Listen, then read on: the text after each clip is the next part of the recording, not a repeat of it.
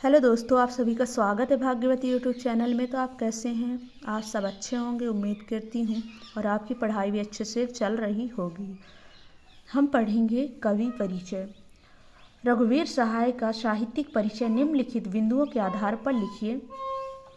कोई दो रचनाएं लिखिए, फिर भाव पक्ष, कला पक्ष लिखिए, इसके बाद साहित्य में स्थान। इन बिंदुओं पर आपको कवि परिचय लिखना है।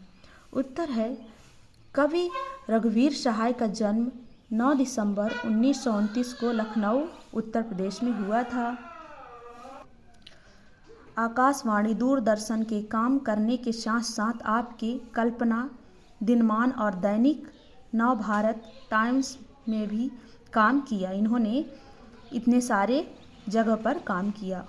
सन 1990 में इनका क्या हुआ? डेथ हो गया, निर्धन हो गया।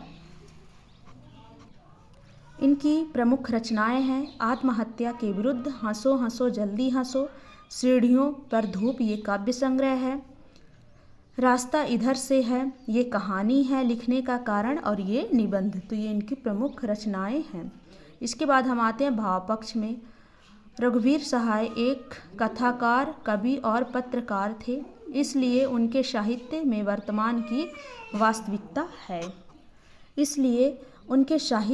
वर्तमान की वास्तविकता रही है।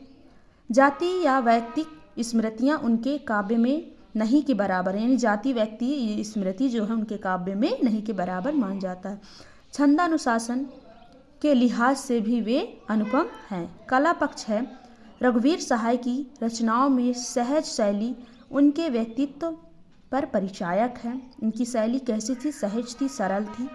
कविता में भी नाटकीय शैली का प्रयोग उनकी भाषा को अत्यंत सरल सहज बनाती है। यानी इनकी कविता जो है, इनकी भाषा कैसी? अत्यंत सरल सहज है।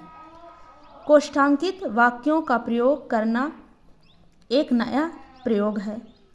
प्रस्तुत कविता में हृदयहीन कार्यशैली का प्रयोग है। इसके बाद हम आते हैं साहित्य में स्थान इनका क्या है। रघुवीर सहाय हिंदी के प्रबल पक्षधर हैं। हिंदी साहित्य में इन्होंने अपना अलग मुकाम अपनाया है।